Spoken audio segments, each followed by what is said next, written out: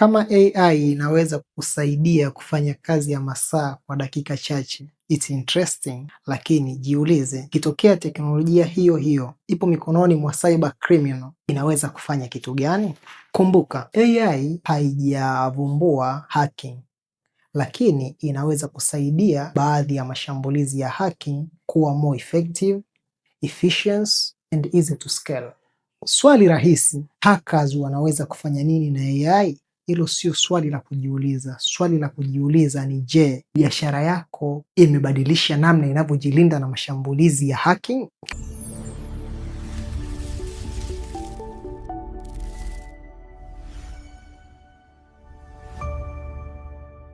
Karibu, jina langu ni Eric.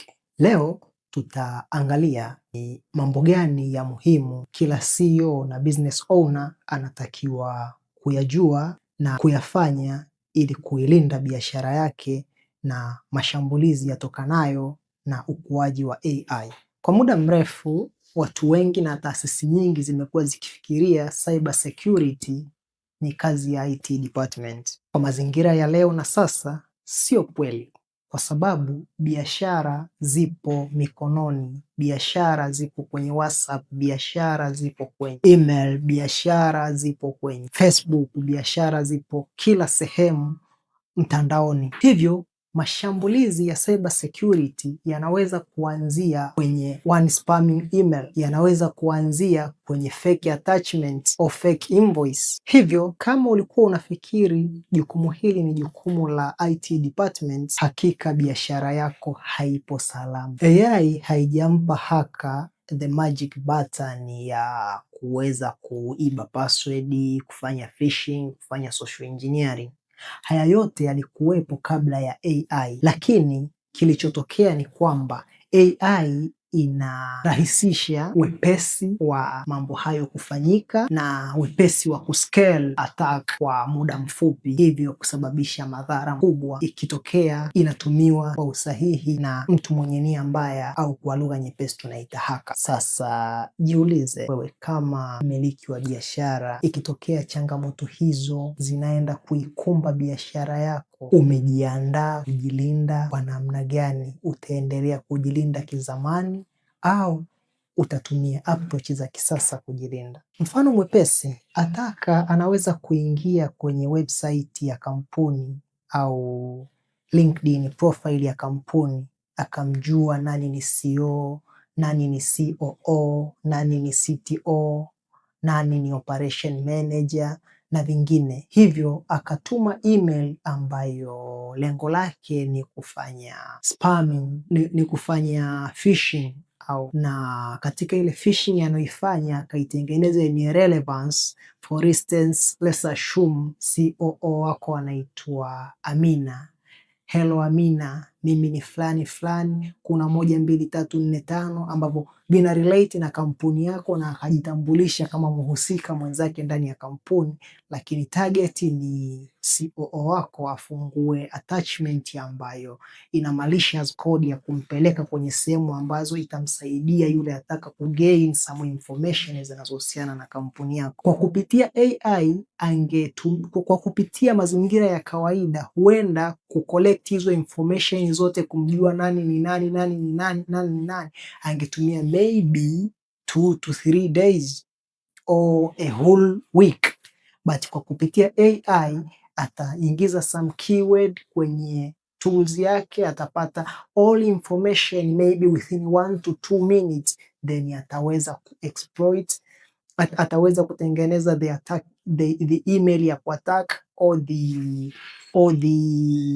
the chat ya kuattack kupitia any communication tool, then ana gain access na kuweza kupata kile anachokitaka kwa wepesi zaidi. Pia sio hivyo tu, ukiangalia taarifa zinaonyesha kwamba ataki nyingi kwenye kampuni hazifanyiki kwa kufanya a lot of coding and a lot of some hacking stuff. Hacking nyingi zinaanzia kwenye kufungua unauthenticated emails, social engineering, vitu ambavyo they are just common, anaweza akafanyiwa mtu yoyote, sio lazima afanyiwe the IT guy.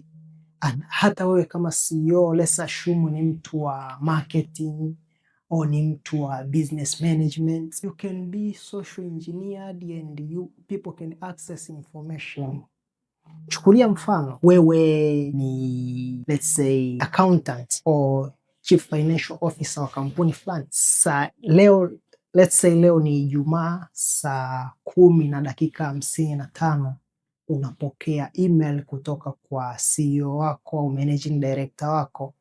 Inaonekana imetoka kwa managing director wako, inakwambia habari CEO, nipo busy kwenye kikao, kuna link nimekutumia au kuna email nimekutumia ya invoice ya milioni 30 ya watu fulani, handle haraka haraka, usinitafute nipo kwenye kikao, utanipa information ukimaliza. Inaweza ikawa email au inaweza ikawa hata ni voice call au voice note kutoka kwa CEO wako. You can trust it and you can do. Yeah. Is it authenticated?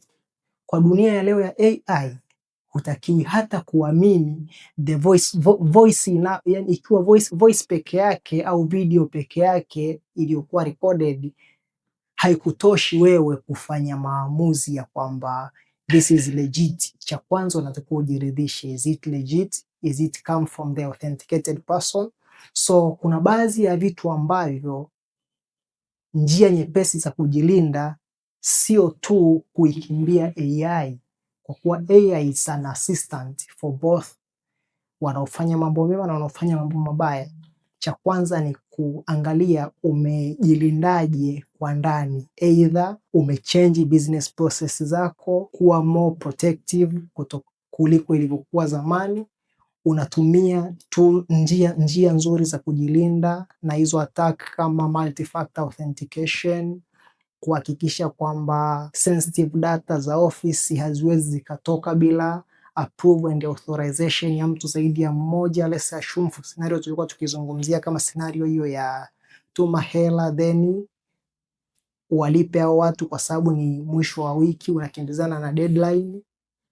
The best option, let's say, anapoinitiate transaction maybe labda accountant, kuna mtu wa pili wa kuapprove ambaye ana ability ya kuquestion why this transaction was initiated na vitu kama hivyo. Hiyo itakusaidia kuwa salama. Biashara ndogo ndogo pamoja na SME zinaweza kusikia maneno kama zero trust, zikaona ni maneno magumu na is too expensive, lakini ni normal business process zinazotusaidia kujilinda attack tofauti. Masuala ya backup, two-factor authentication. Usiamini backup ambayo hujaivalidate kwamba ipo sawa, sababu you might call it a backup but it might be a corrupted or pirated backup. The best way, take regular backup, test the backup, ensure it's safe, then move forward. Tumezungumzia sana ni kwa kiasi gani AI inaweza ikamsaidia attacker, but AI inaweza pia kumsaidia defender au wewe mwenye kampuni kujilinda na hizo attack kwa kuhakikisha kwamba unafanya regular follow up, unafanya the automated scanning kwa ajili ya kudetect hizo attacking, kujilinda, kufanya proactive defense, kuhakikisha unakuwa salama. The future here is not about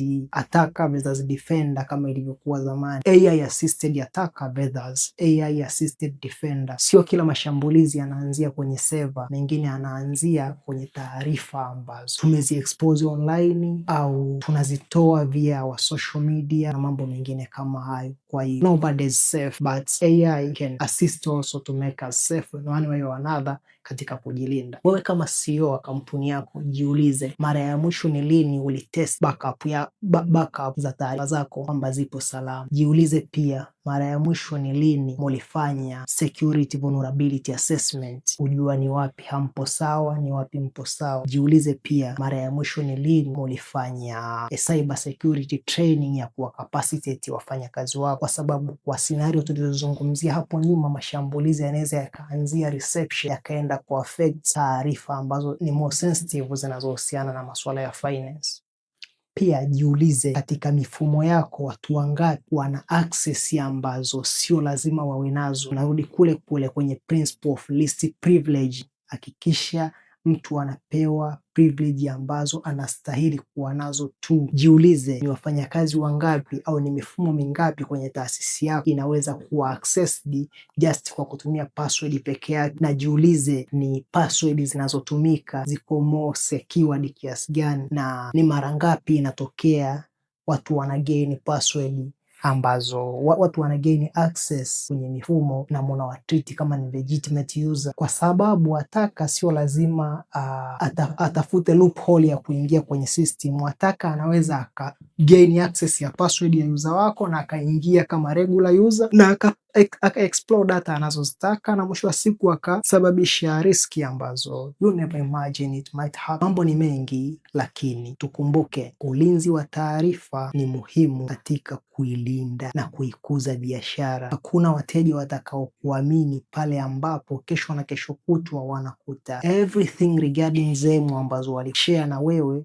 zipo available public online. Assume maybe wewe ni hospitali, alafu kesho na kesho kutwa taarifa za wagonjwa wote, let's say treatment history, medical records, zote zipo exposed. Let's assume Instagram or Facebook or X will trust your service. Utajikuta unaingia kwenye a lot of legal issues na watu watakudisturb, lakini ukihakikisha unajilinda kisasa, kuepuka mashambulizi ya kisasa yanayoletwa na ukuaji wa teknolojia kama AI, kwa njia hizo nilizozitaja hapo juu na nyingine, utakuwa salama. Tujifunze kutokuwa the AI adopter. We have to adapt, but upon our adoption tukumbuke kwamba kila teknolojia inakuja na riski zake, na mtumiaji mzuri wa teknolojia sio yule anayetumia tu, ni yule pia anayejua kujilinda kutokana na risk. Ni kazi ya business owner au CEO kuensure kwamba resilience ni kitu cha muhimu sana, na resilience ndiyo inayofanya biashara zisonge mbele na sio kurudi nyuma kutokana na changamoto ndogo ndogo. Jiulize, kwa mfumo unaotumia leo, ikitokea